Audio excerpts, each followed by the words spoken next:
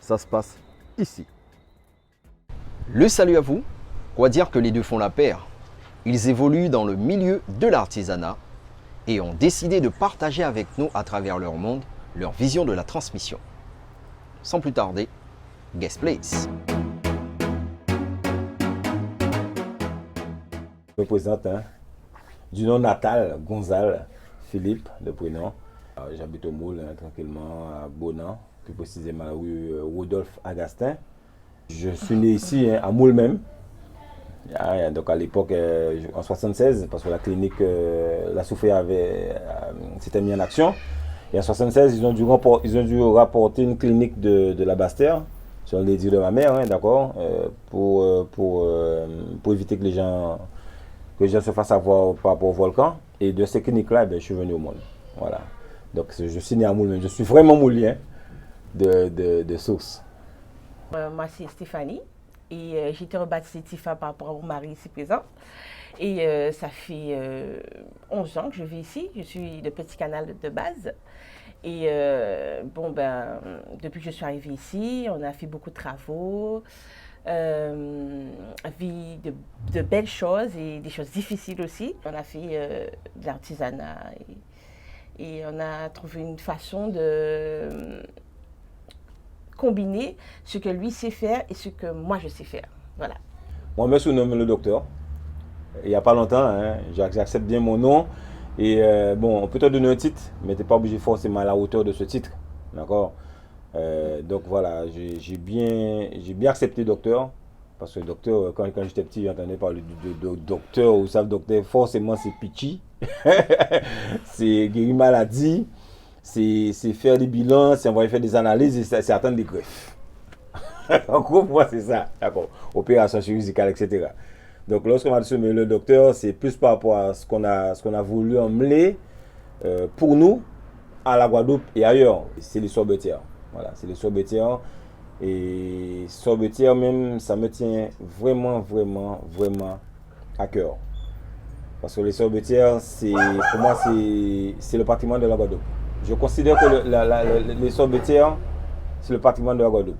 Plus que le carnaval autre qui produit rien du tout. Pour moi, je suis désolé. Et c'est là qu'il y a des talents, dommage. Mais les sorbetières, je pense tout de suite aux personnes âgées. Parce que j'ai connu une dame, j'avais 5-6 ans, et jusqu'à 10 ans avec un voisin derrière. On allait tourner chez cette dame-là, Madame Miloise, que tout le monde connaît un peu. Et son sorbet était très très bon. Donc quand tu voulais manger du sorbet, tu vas tourner chez elle et elle te donne un gros pot, dans les petits pots de gigoza, un gros pot de sorbet, tu retournes chez toi, tu donnes à ta famille, tu es très content. En tout cas, son sorbet était bien dur, son sorbet était très très bon. Et ça, c'est toujours resté dans ma tête. Ensuite, quand les parents achetaient une sorbetière, ma mère achetait sa première sorbetière, etc., on faisait du sorbet à la maison. Bon, c'est vrai que ça n'a pas duré longtemps parce que les sorbetières à l'époque, c'était très très cher. Et c'est resté comme ça. Enfin, quand je regarde bien, ce que tu fais petit, c'est déjà un signe de ce que tu feras quand tu seras grand. Tu ne le sais pas encore, mais c'est déjà un signe de ce que tu feras quand tu seras grand. Et moi, j'étais toujours passionné par cette catégorie de personnes parce que tu te dis que s'ils sont là avant, c'est qu'ils ont forcément vu les choses avant toi. Donc, ils ont une vision des choses que toi encore, tu n'as pas encore vu et que tu ne te dis même pas que demain, tu vas faire du sorbet ou pas. L'année passée, etc., les gens jetaient beaucoup de sorbetières. J'ai vu pas mal de sorbetières. Je ne savais même pas que j'avais la possibilité de les réparer, quoi que ce soit. Et aujourd'hui, me voilà réparateur de sorbetières. Créer métier, même métier créé, c'est mon métier. J'ai déjà travaillé quand même pour... là où j'ai vu que vraiment c'est un métier que j'ai créé, c'est quand j'ai travaillé pour Jean-Pierre Sturm, quand j'ai travaillé quand j'ai vu que Boris Karine est venu à la maison, quand j'ai vu que voilà, le gars de RCI était venu aussi, et puis pas mal de gens encore que je connais pas et que je connaisse aussi qui viennent et qui m'appellent docteur. Voilà. Et le plus étonnant, c'est que quand ils viennent à la maison, ils s'attendent à voir un vieux monsieur. Et voilà, ils sont stupéfaits de voir que c'est un jeune. Mais c'est un jeune qui est avec son épouse, en famille sincère, voilà, qui vivent et qui fabrique ces genres de choses, ça, qui répare les sorbetiers, etc. Le retour négatif, c'est rare. c'est rare quand même. Donc, ce qui veut dire que voilà, je suis bien ancré dans mon métier, je le maîtrise assez bien. Donc, dans ce métier-là, je touche à 3 matières. Le fer, parce que c'est ce que j'ai appris de base. Hein, quand j'étais au lycée, SM, on nous appelait service militaire, mais c'était structure métallique. Et donc, je touche aussi un petit peu au bois. Que j'ai voulu faire par la suite parce que j'ai regretté BMA. Je voulais vraiment faire BMA, mais bon, j'ai pris SM, c'était le destin. Mais j'aime le bois, ça prouve parce qu'on crée encore des choses en bois. Et pour finir avec la résine, que j'ai appris sur le tas avec un pote, on a même sorti des bateaux. Donc j'ai allié ces 3 éléments-là et ça a donné, voilà, docteur sorbetière. Parce que pour réparer une sorbetière, il faut souder, il faut toucher le bois et il faut également toucher à la résine. Voilà. Et la beauté de tout ça, c'est que mon épouse, eh bien, elle fait tout ce qui est design, dessin, décoration, customisation. Et ça donne une ampleur phénoménale. Ça donne quelque chose de très très beau que les gens, en fin de compte, n'ont jamais vu. Pour revenir au dessin, j'ai ma petite histoire en ce qui concerne le dessin. C'est que quand j'étais en CM1, enfin du moins à l'école primaire, je m'étais fait la promesse de dessiner toute ma vie.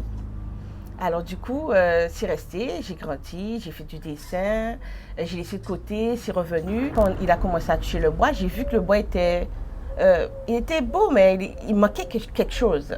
Donc du coup, je lui ai dit, si on dessinait dessus.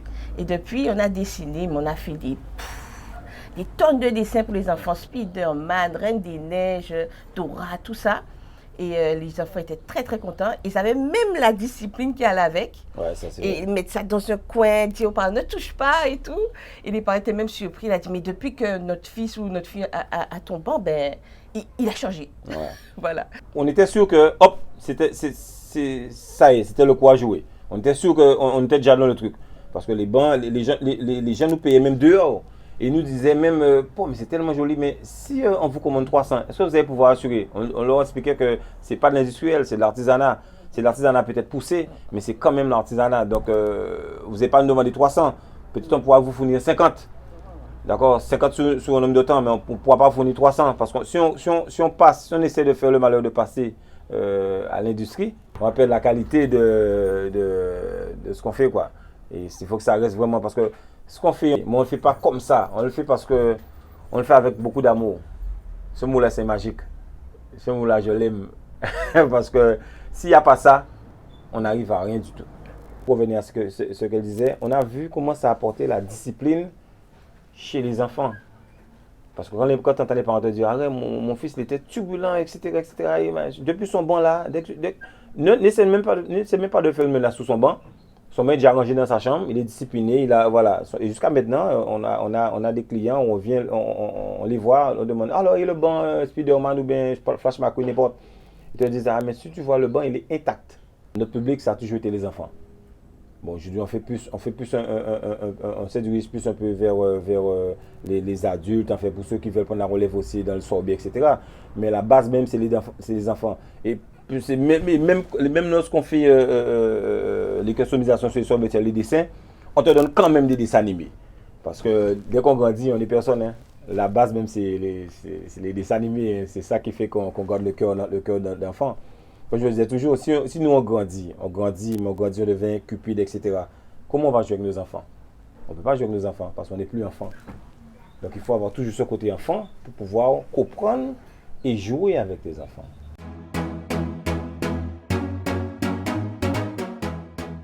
Notre vision de la transmission serait basée sur la beauté des choses et la facilité du travail.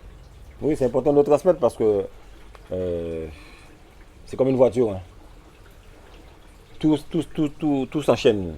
Et si on fait pas cette transmission-là de génération, déjà pour la famille, hein, de génération en génération, on prend notre cas par exemple, ce qu'on fait va mourir. Pour qu'on le laisse, qu'est-ce qu'on va faire avec? À l'école, par exemple, le prof, quand ils remplissent le truc au départ là, pour savoir le métier du père, le métier de la mère, tu te rends compte que des enfants même ne savent pas qu'est-ce que leur maman et leur papa font. Ça, je me rappelle ça très très bien. Tout bêtement, la base des choses, hein, que mes enfants demain, on le dit, qu'est-ce que ton papa fait? Puis il peut dire que maman et papa, je ne sais pas. On leur transmet déjà ce qu'on fait le sorbet, la façon dont on le fait. Ils sont toujours là à voir comment on répare les sorbetières. Ils sont déjà intéressés, d'accord. Et on voit déjà pour nos familles, parce que moi j'ai une façon de voir les choses, c'est que je dis déjà, il faut d'abord bien aller ton petit troupeau avant d'aller voir beaucoup plus loin. Si là, chez toi, c'est pas bon, c'est pas la peine de proposer quoi que ce soit à l'extérieur. Et on a ce qu'il faut, parce qu'on n'est pas une petite famille.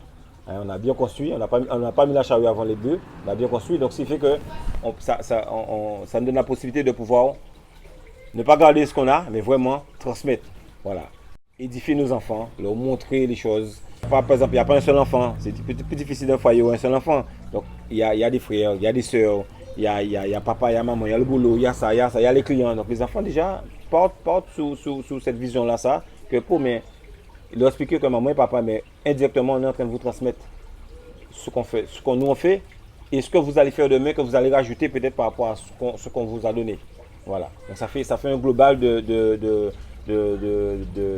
la relation éducative. Une société effectivement sans transmission, elle est morte. Comment elle continue? Et on a le retour de la transmission parce qu'il faut même de la pub. Et ils sont vraiment intéressés, intégrés dans ce que nous on fait, quoi. On parle de transmission, mais du mot transmission même. La transmission dans une voiture, si elle coupe, la voiture n'avance pas. Tu vas devoir aller réparer ta transmission.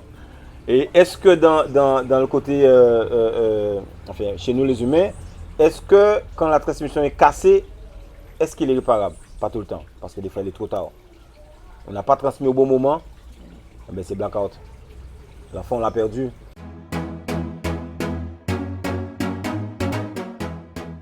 J'ai quelque chose à transmettre, eh bien, ce serait qui on est et ce qu'on sait faire pour amener un peu de joie pour les autres. Voilà.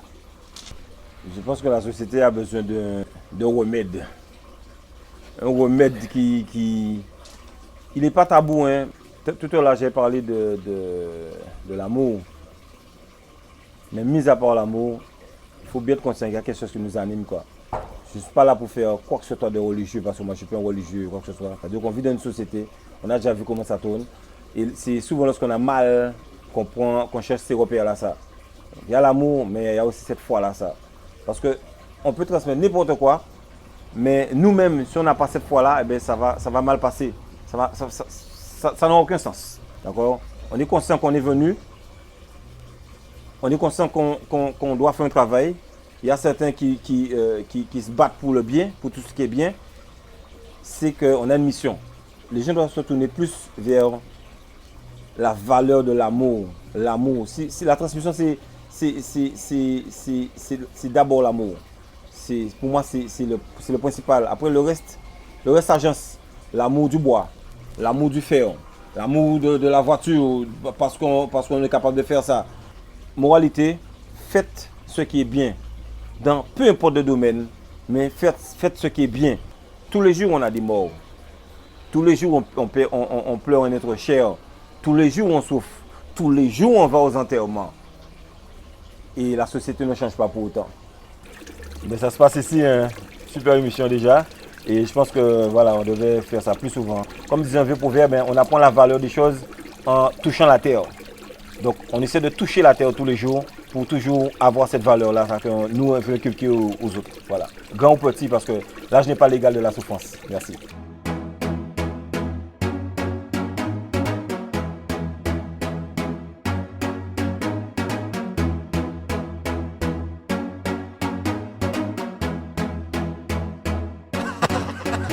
Yeah.